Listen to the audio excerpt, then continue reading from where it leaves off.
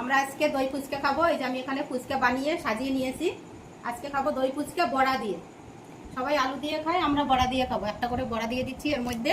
এটা ডালের বড়া আছে, আজকে নিরামিষ, তাই পেঁয়াজ কোনো কিছু হবে না। এবার দই দিয়ে দেবো। তোমরা যদি খাও তাড়াতাড়ি চলে আসো, আমি রেডি করছি।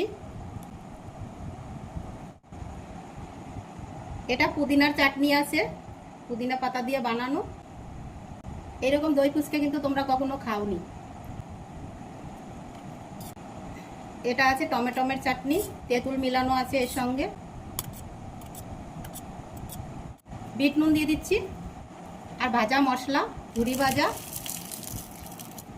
রেডি হয়ে গেল। আকর